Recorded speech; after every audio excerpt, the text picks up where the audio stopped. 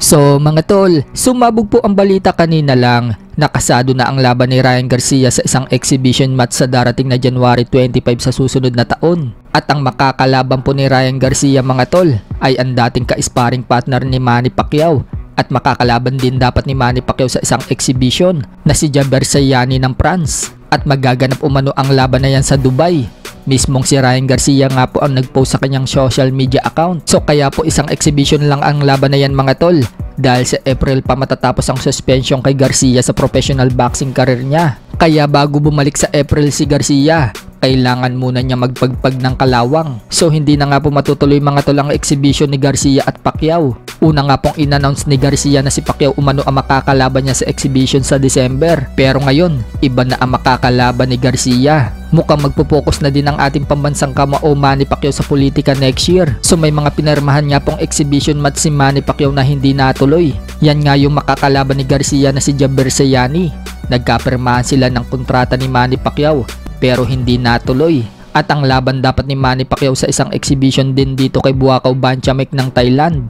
Hindi rin natuloy. Pati na nga din po yung binabalak ni Manny Pacquiao na bumalik sa professional boxing para labanan ng kampiyon ng WBC Welterweight World Champion na si Mario Barrios. Mukhang wala na din dahil may nakatakda ng laban itong si Mario Barrios mga tol sa susunod na linggo kontra dito kay Abel Ramos. Dedepensahan nga po dyan ni Mario Barrios ang kanyang titulo. Sa kabilang banda naman mga tol, Naoya Inoue nagsalita na tungkol sa pinirmahan niyang sponsorship dito kay Excellency Turki Alalsik ng Saudi Arabia. Nagkakahalaga nga po ng 3 billion yen ang binayad kay Inoue o katumbas po yan ng 20 million US dollars. Pagdating naman sa pera natin mga tol, nasa 1.2 billion pesos po yan. Wika nga po ni Inoue mga tol, naniniwala umano siya na ang pagpirma umano niya ng kontrata habang nalalapit siya sa kalahati ng bahagi ng karera niya sa boxing ay isang mahalagang unang hakbang upang mapabilis ang natitira niyang karera sa boxing. So ibig sabihin lang niyan mga tol, diyan na magsisimula ang pamamayagpag ni Inoue at maging superstar ng boxing. At ang pagpirma kay Turki Alalsik mga tol ay isang hakbang para mapalaban si Inoue sa kalabang magagaling.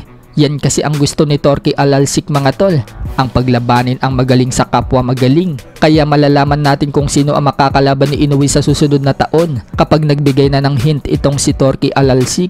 Kaya humihingi ngayon ng suporta si Inoue sa mga fans. Napaka-importante umano ng kada laban niya. Katulad na lang ng laban niya sa darating na December 24 kontra kay Sam Goodman. Sa iba pang balita mga tol, muli na naman pong tinira ni former 3 Division World Champion General Casimero si Inoue. Sa latest post po kasi ni Casimero mga tol, ibinahagi niya ang video kung saan bumagsak si Inoue sa left hook ni Luis Nery. At ibinahagi din ni Casimero mga tol yung left hook niya na nagpabagsak kay Sanchez.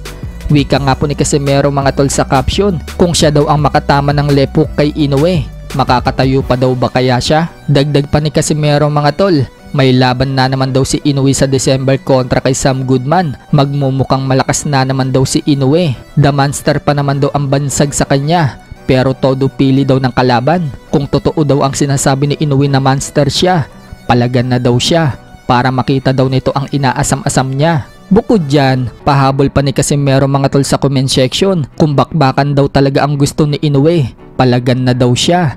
Tingnan daw natin kung hindi daw bababa ng ring si Inoue nang hindi inaalalayan. So mukhang babaldahin talaga ni Casimero mga tol si Inoue. Yung tipong hindi na makakalakad palabas ng ring.